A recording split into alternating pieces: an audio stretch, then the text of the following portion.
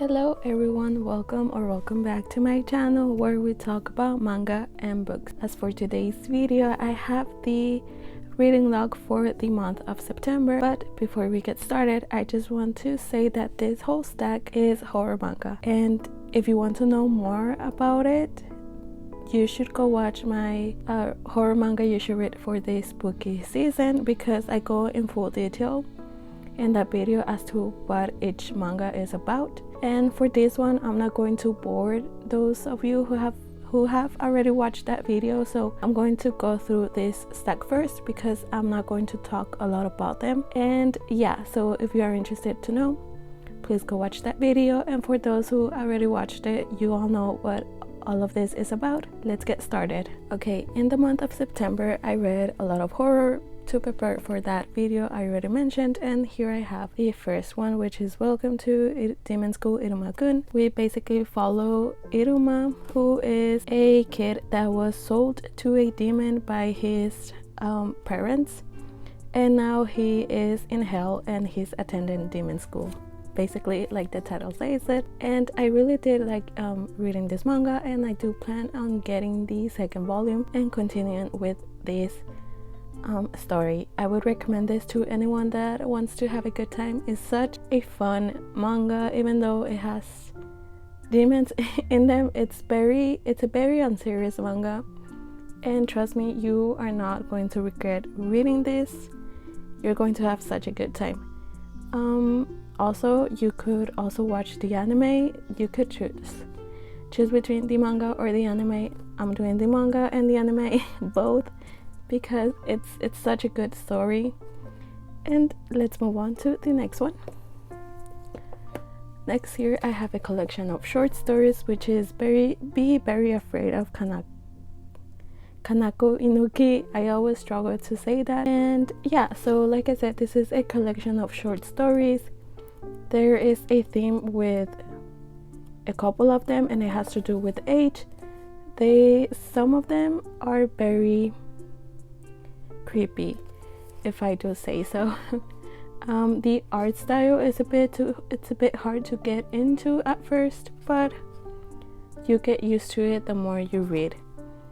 But I did enjoy this for what it was, a short story collection. There's not much more to say about it, so let's move on to the next one. Next I have a surprise, and that is Cannibal.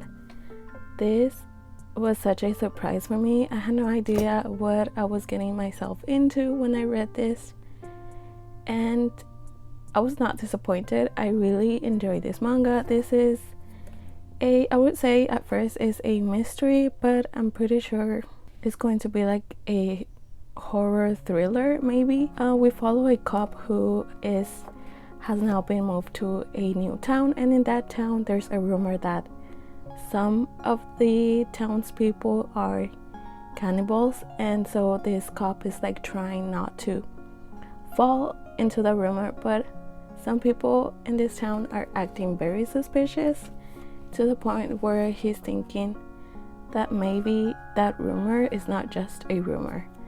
So I did really enjoy this story. I would say that if you like mysteries and thrillers, you are going to like this one. Please keep in mind that it does get a bit explicit at some parts. The age is 16 and up, but yeah, if you don't like gory scenes, I might not recommend this for you, but if you don't mind them, I definitely recommend this. It was such a good story. It had me at the edge of my seat. Moving on, I have 2 volumes of the Phantom Tales of the Night. This is the first one, and this is the second one. And just like the title says, we get different tales throughout each volume, each tale. So each tale is about a different character, and we learned what they basically their story and everything. So yeah, if you want to know a little bit more of this, please go watch the video. This is a fun manga as well. I did enjoy the like short story. It feels like short story collections, but this is a series, so I do want to continue getting the entire series, but for now I will have to wait because I can never get them in at Barnes and Nobles. It's hard to find them. And let's look at this second volume. So yeah, each volume has like different tales, and there is a plot, which is we are trying to learn how this guy came to be, because he is like a phantom, a ghost. We are not entirely sure, but the other plot of the story is that we're trying to figure out how he came to be what he is at the moment. So it's very interesting. Next up, I have PTSD Radio. This is one where I'm going to be completely honest, I'm a bit confused about it. I mean, I think I get that this is about like a god. So this god has been like locked for a really long time, and now that he has been set free, he's just out and about around the world, playing pranks and like scaring people, but it is connected to a guy for some reason. I don't understand. I don't know how else to explain this story, but it was a bit creepy. It did creep me out, but not as much as I had thought it was going to scare me.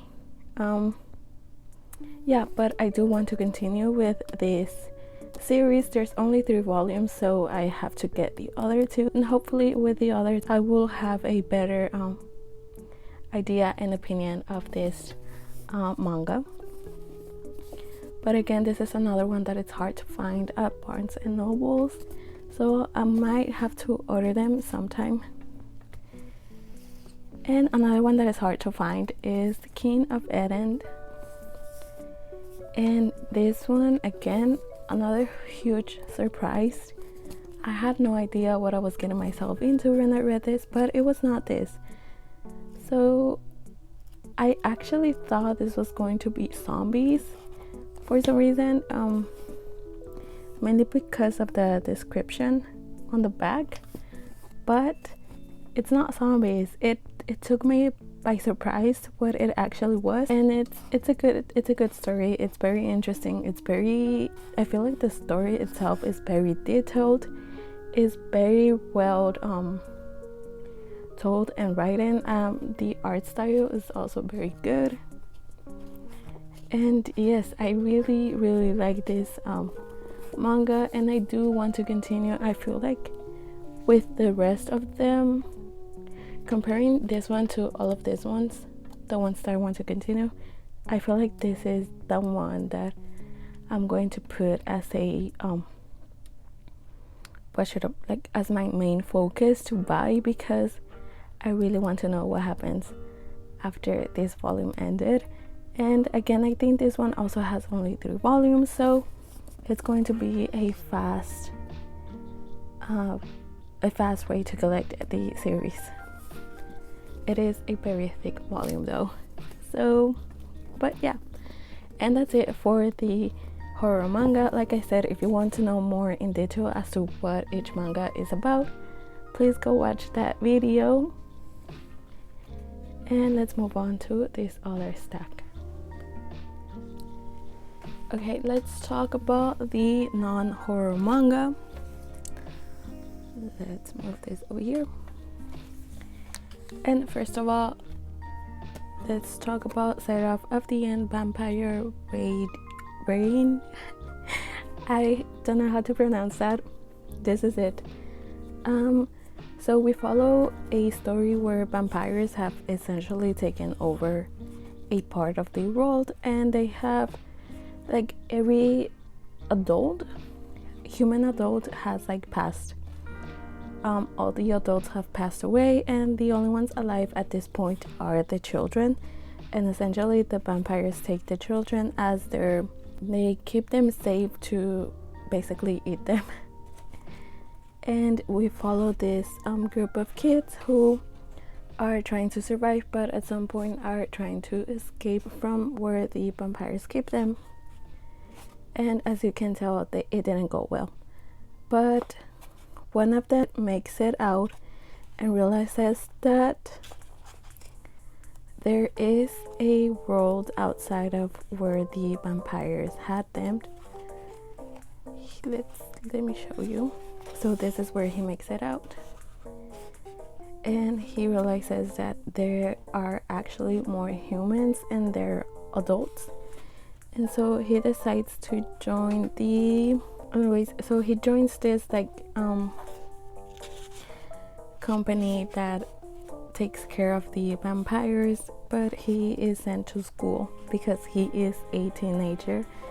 And yeah, we see how he's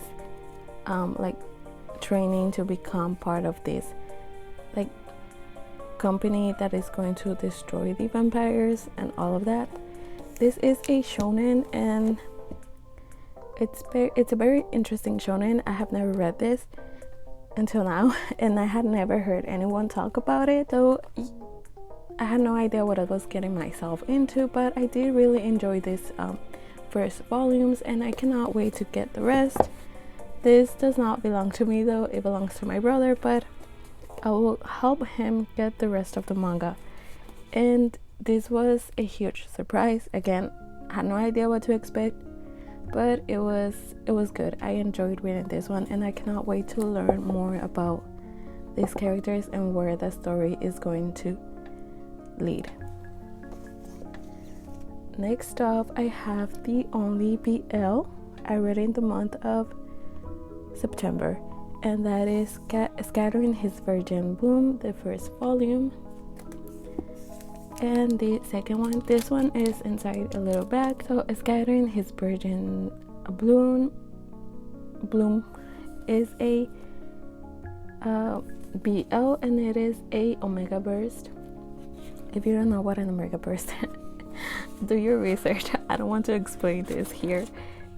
I feel really weird, not weird, but like here, if you want to know what an Omega Burst, pause the video and read. But we follow this guy who is him. He's an Omega, and this guy is the Alpha. He has a crush on him for a while. He's had a crush on him for a while, and yeah, the story develops from there. He works at a cafe, and this guy is always going to his cafe to order like the most sweet thing you could think about. And he has a crush on him, and he is a florist. As you can tell, he's working on something right there. But the thing is, he's always avoiding Omegas because he doesn't really like them for some reason. That is until they stumble upon each other, and the Omega is in heat, and as he essentially needs to take care of him one way or another, and things get heated from there. The way the relationship starts is not the best, but it's a good read. I have read this story before online, and when I saw that it was getting published, I had to get the physical edition. And so throughout this first volume and the second volume, we see how again their story begins and how the relationship develops and everything that comes with being in a relationship with someone that essentially never wanted to have a serious relationship with someone else. And yeah, it's a short read. It's only 2 volumes. If you like BL, if you like Omegaverse, I would recommend this. There is another part of this series. I think it's the second part of the series. It's like 4 volumes or 3 volumes, but Sublime hasn't announced if they are going to publish it anytime soon. So for now, this is only a 2-volume series. So there's not a lot to commit to. When it comes to this one, it's short. It's only 2 volumes. So yeah, like I said, I really enjoyed this one. Yes, again, the romance doesn't start the best way, but it slowly becomes something else. Okay, now let's talk about the manhwa. Okay, so the manhwa I have next, there's 3 volumes of one of each of different series. So the first one I have here is Unholy Blood, and we follow Hayan, who is this girl. Hayan is a human, but she has a secret, and her secret is basically that she's a vampire. She's a university student, but although she's a vampire, she's trying to live a normal life as a human. But of course that becomes difficult when one vampire starts killing humans around her university, and she has to basically show who she truly is, and that is going to create a bigger problem for her, because in this area there's like a lot of vampires, but those vampires are not immortal. Like, so in this area where Hayan lives, there's other vampires. The thing is, those vampires are not immortal. You can actually kill them. The thing is, like, vampires like Hayan who are pure blood, that means that they were born as a vampire and not created, unlike the other ones. She is actually immortal. So the story goes that if a vampire that was created drinks the blood of a pure blood, they can become immortal. And so now that Hayan has shown that she is a pure-blooded vampire, the other vampires are going to come get her. I hope that makes sense. Anyways, we also have the other side story of this guy who is a cop and is investigating one of the crimes I was talking about earlier.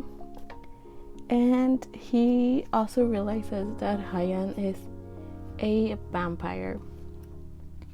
And now we just have to see if he's going to help her or if he's going to be creating a whole other problem for Hayan. And that was the first volume of Unholy Blood.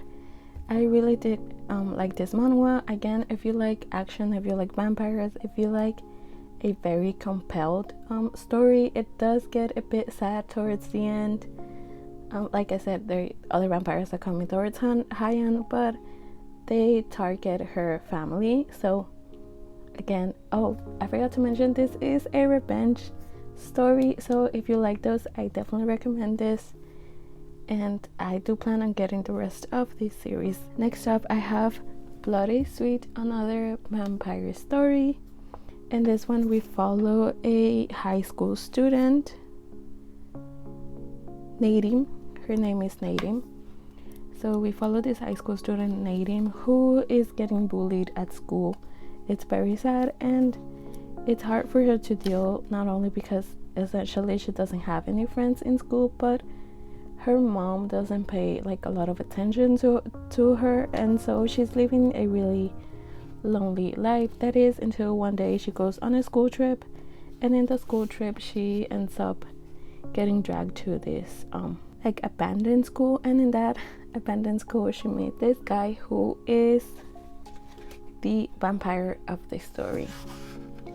And that's basically the first volume. We see how she meets the vampire and how they now have to live together for a very specific reason, and how they are trying to navigate this their lives, especially Nadim, who again, she's getting bullied and she's just sad all the time. And the vampire, who I forgot his name, I remember it was a very funny name. Oh, here it is. Fetechro. How Fetechro is always trying to get Nadim to be happy. Every time he sees that Nadim is sad, and Fetechro always comes in and like tries to make her laugh, even though it does have a heavy topic that is bullying. the story itself kind of balances that aspect out with Fettuccio being the comedy relief, and I didn't like this one. I do want to continue with the story.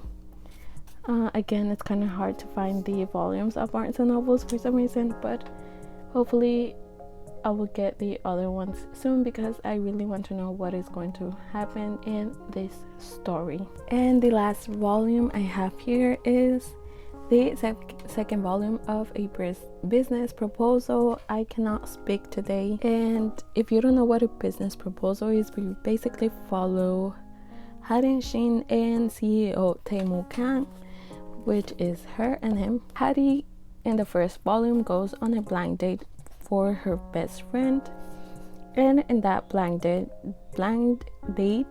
she meets Kang, Tae-moo Kang, who is now the new CEO for the company she is working at, and that leads to her always being in panic because the thing is, Kang doesn't know that Hattie was the one he went on the blind date with, but she does. So whenever they stumble upon each other at the office, Harin is having the worst time because she doesn't want him to find out. It's basically because he is her boss, and so she feels like if he finds out that she tricked him and she lied to him, he's going to fire her. And so it's always fun to see how Hattie is trying to not get involved with him when they're at the company, but he is the boss, so he has to make his rounds around the office, and it's always fun to see how she panics, like every reaction she has, right? So for now, every time, because of the guilt she feels, everywhere she goes, she says that it's her boss, and she's just having the worst time ever. So in this second volume, we continue to see how Kang still doesn't know that it was Hattie who went on a blind date, and as you can see, she uses a wig to hide her identity. So yeah, it's really fun. It's a really fun manhwa. It's very funny. And right now in this volume, Harin has agreed to kind of go on dates with him because his grandfather keeps bugging Kang to get married, but he doesn't want to. He just wants to focus on his company, but he is trying to please his grandpa, and he goes and asks Harin to like just go on a few dates with me and come meet my grandpa so he would leave me alone, is what happens in this volume.